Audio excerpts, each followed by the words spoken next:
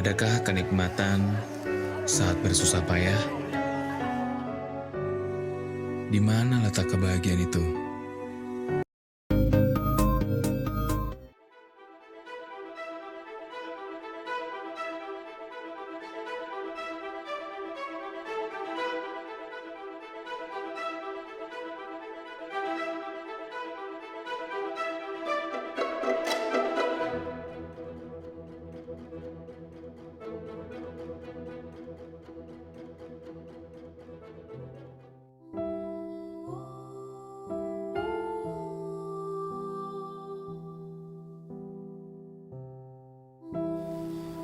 Banyak ahli berpendapat bahwa khotbah di bukit dalam Matius bab 5-7 bukanlah khotbah Tuhan Yesus yang disampaikan pada satu waktu, melainkan kumpulan ajaran Tuhan Yesus yang digabungkan dan disistematisasikan oleh penginjil Matius.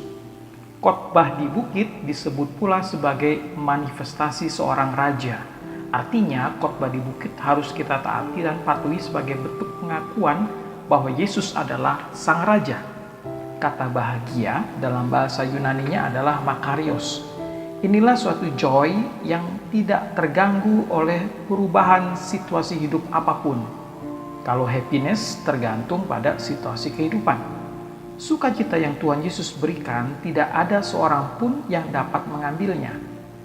Khotbah di bukit bicara mengenai sukacita dan hidup limpah berkat. Ini melewati kesedihan dan kehilangan, melewati penderitaan, aniaya, keadaan tidak berdaya, dan diejek, dihina di dunia karena iman Kristiani. Dalam situasi tadi, orang Kristen tidak kehilangan bahagia atau sukacita atau limpah berkat karena hidupnya yang diperkenan Tuhan. Itulah makarios, berbahagia yang sejati. Kata berbahagialah atau diberkatilah di sini menunjuk pada kebahagiaan atau keadaan yang diberkati dalam pandangan Tuhan. Jadi dalam pandangan Tuhan, orang-orang seperti dalam Matius pasal 5 ayat 13-12 adalah orang yang berbahagia atau diberkati. Bisa saja pandangan Tuhan ini bertentangan dengan pandangan manusia. Jadi bisa saja kita miskin, gagal, menderita, dianiaya, lemah, dan sebagainya. Tetapi dalam pandangan Tuhan kita berbahagia atau diberkati. Sebaliknya bisa saja kita kaya, punya kedudukan tinggi, sukses dan seterusnya. Tetapi dalam pandangan Tuhan kita ini celaka atau terkutuk.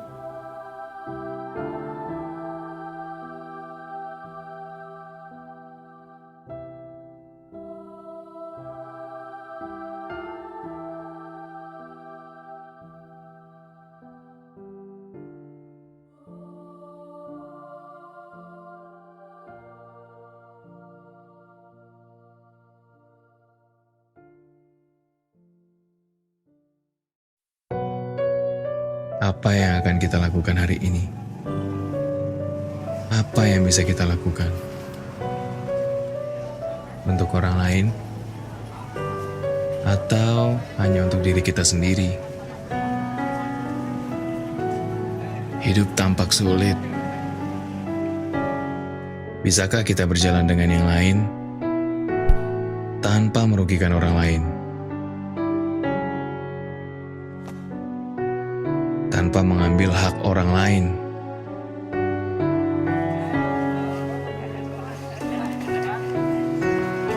Adakah kenikmatan saat bersusah payah?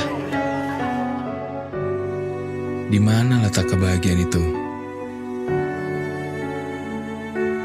Saat berada di atas dibandingkan yang lain.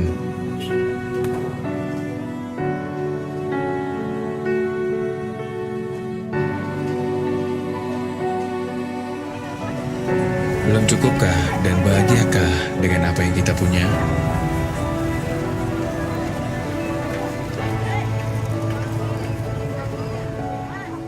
Ataukah sudah? Aku telah menjadi saksi, karena aku tahu bahwa bahagia itu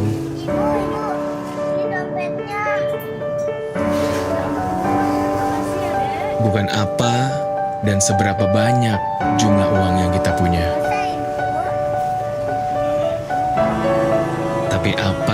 bisa kita beri kepada sesama.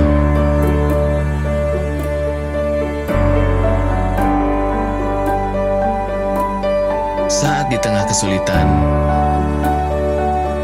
dan saat terjatuh, bahagia itu akan selalu hadir dari orang-orang sekitar.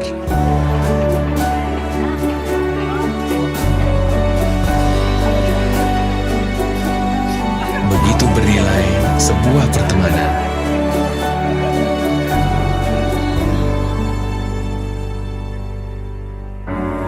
Masa di mana kita di titik terendah, kebaikan pun akan menghampiri. Buka dan maknai apa yang kita lihat. Rasakan bahwa bahagia itu akan hadir saat kita mensyukuri apa yang ada.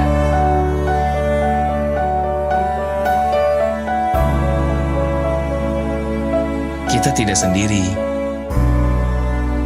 Kita tidak berbeda. Selalu ada yang peduli.